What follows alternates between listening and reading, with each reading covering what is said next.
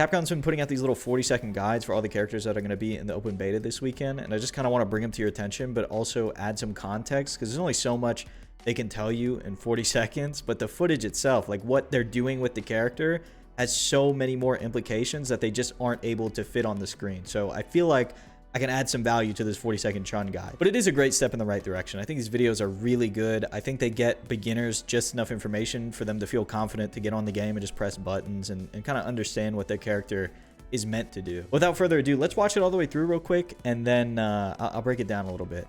Don't worry, I'm still here with you. I'm just not going to pause anything yet. They talk about her walk speed a little bit. The big thing is they don't really talk about too many special moves, which I think is good. I think that can be overwhelming if you have a 12-minute guide for a beginner to watch and you're talking about all these different special moves. They show them, but they don't really talk about them too much. I think the only one they're going to talk about is Hizanshu. I thought this was really cool. They showed a little block string, but we'll break that down in a second. Here's here's where I felt like I needed to make this video to add some context. So now let's break it down a little bit. Oh, but before I do, trying to hit 10,000 subs. So scroll down, check if you're subbed if you don't mind. I'm sorry. Let's go on to the fun stuff. Talks about her walk speed, which is very good if you played her in the beta, or if you played her in 5 or any of the other games. She has pretty good walk speed. And I think she actually might have the fastest back walk speed besides Vega in 5. You might have to check me on that. But her walk speed is incredibly fast in 5. And paired with all of her pokes, which are really good, stand heavy punch, back medium punch, stand medium kick. She just has a lot of very good buttons, and she can move around very fast. It's like she's a sniper rifle on legs. It's pretty. It sounds pretty broken on paper, but it kind of balances out within the game. But yeah, still Chun, quick character, good pokes. Just has a lot more tools now. I don't even think they talked about the stance here. We'll take a look at that in a minute. But it seems like her game plan hasn't changed too much. Easy to use pokes, right? Like I said, back medium punch still in this game. Stand heavy punch is the one that they just showed. Very good button, notoriously good button. I don't think her stand medium kick is as good now. It's an anti-air, and it has like a weird angle. They don't show it in here, but if you look it up, she just has a very strange looking stand medium kick. It is not the same one from 5. And then it talks about her projectile. Of course, her fireball in this game seems pretty fast. Like, it seems decently fast, like all the other projectiles in this game. Seems all right. And the EX version is like a laser beam. That thing just pops out at you. It goes pretty far. Anti-airs, do not... If you play against a good Chun, you will realize that jumping is a damn liability, because now... Let me see if they show it real quick. She has a DP. This is like an actual anti-air. It's not like you're guessing whether you need to do back heavy kick or you need to do stand medium kick or stand light kick like in 5. She has like a dedicated anti-air, plus all of those other ones that I just said. So be careful jumping on this character, especially because she can combo off of like stand heavy kick or back heavy kick, whichever one it is. She can do a combo into the stance and like launch you. So be careful jumping against good Chun players. The emphasis on good, because at the beginning a lot of them are not going to anti-air you like that. A lot of them are just going to take your jump in. And then it says Chun-Li can also play a more flexible game by reacting to anything the opponent throws her way. I think this is a reference to the fact that she now has a dedicated anti-air, like I was saying, because before in 5 you kind of have to figure out ways around certain things, like Akuma's demon flip. You have to jump back jab and like just do weird things sometimes to anti-air certain things. So her having this dedicated reversal is really cool. It makes me interested in playing her still. This is an interesting little block string they showed. So they don't really say, you know, obviously they're not going to say block string because it's going to scare away all the beginners. And they're going to have to look up what a block string is. But up close, Chun-Li can maintain offense by stringing her fast maneuverable normal attacks into unique attacks and specials. So this is showing stand medium punch, I believe, and the crouch medium punch. That we'll get into in a second. But take a look at this again. Uh-oh, not far enough back. So the stand medium punch, crouch medium punch. This is like a good pressure tool in the corner, right? Or on wake up. You can meaty stand medium punch into crouch medium punch. And I think stand medium punch is like plus, so you can go into this, right? And kind of check people. It's a good frame trap. And it's good to know this because there's not too many things in this game that are plus. So this is probably going to be like your main pressure or your main like pressure block string besides just doing lights. Because remember, in this game, you're going to have to start pressuring with lights in order to be able to react to the DI that's probably going to come out at some point. Somebody is either looking for your gap in your block string or looking for you to be negative or looking for you to just autopilot offense. They're going to be mashing DI or pressing it at some point.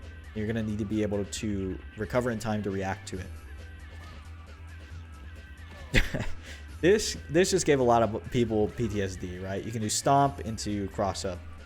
If you ever watch Broly play, he's really good at mixing this into his game. It's like scary because she stomps on one side, and then this is very ambiguous, but she's going to do medium kick. Okay. She's going to do medium kick, and look how deep it crosses up. You just have to be ready for it. This is interesting too. That was back heavy punch in the Hizanshu. I really hate this back heavy punch animation. I feel like it looks great in 5. In this game, it's just not doing it for me. It has like no impact, it feels like. And then she does a little spin, and you can combo in the Hizanshu. This button in particular, back heavy punch, is pretty good against Dalsum actually in 5, even though the matchup is really bad for Chun because he kind of invalidates what she's good at. But it's really good to just throw in between buttons. So like he will press, maybe like Dalsum will press stand, medium punch, whatever, his long arm punch, and then if he goes to press another one, you can buffer like back heavy punch and it will crush counter in that game. So maybe that's something you can do in this game. Maybe you'll trade with it in this game because there's no crush counter, right? Maybe you get a counter hit or something. I don't know. This is where I felt, well, like I said, this is where I felt like I needed to make a video because it says Hizanshu can be used to approach, press your offense, or extend combos. I need you to look me in the eyes right now and understand that this is not like dash punch, okay? When it says used to approach, it doesn't mean you're just doing it across the stage to get in. Maybe sometimes, maybe you get a really hard read and you go over a fireball or something like that.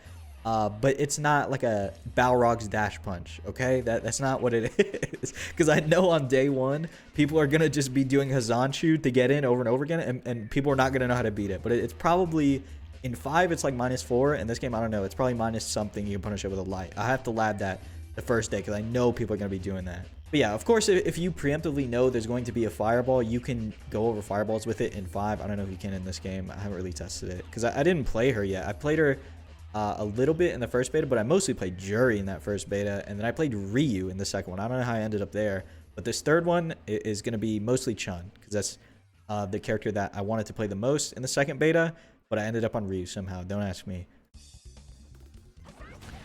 This is really interesting that they showed this, because if you're a beginner, you're not going to pick up on this, but it's good for going over lows, right? So Ryu does a sweep here, and she goes over it, right? And now, I think if you do the EX version of Hizanshu there, you get a juggle, and she can go into that DP move, those little kicks I showed you earlier, back here, right here. You can go into this if you do the EX version, because you get a juggle. So that's something really cool that they included that, like I said, I feel like I needed to talk about.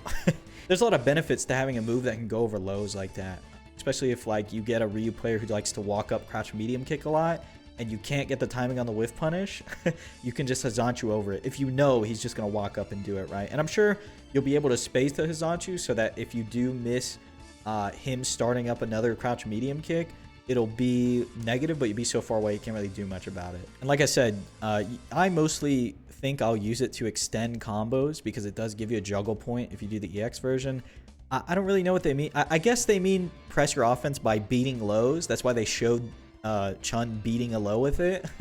And then approaching, you know, sparingly. They should have put that in here. Unless they're just not punishing it. And then, sure, do Hizanshu all you want. But eventually, don't make it your, like, whole thing, right? Because eventually you run into somebody who will punish you.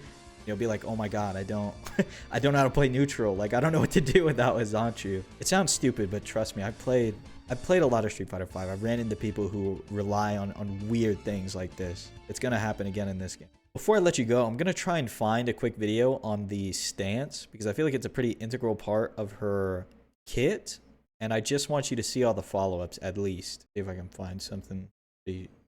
Dude, you got to be super careful scrolling through the YouTube short section on this website.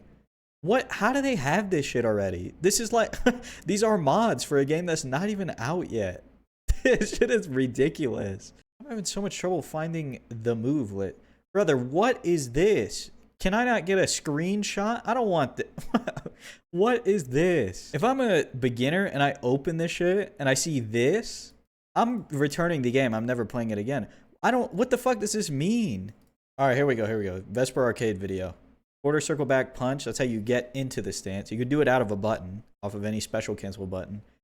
So this is light punch. It's a little jab thing. Light kick, toe tap. You get your slide. Your medium kick, you can use this for a combo. Like I was saying, if you anti with certain buttons, you can use this to combo. Heavy punch is an overhead, I think. And then heavy kick is a launcher. That's all I wanted to show you. But you're free from class, okay? We're letting out early today. So if you enjoyed this video, please consider subscribing. And I will talk to you again very soon.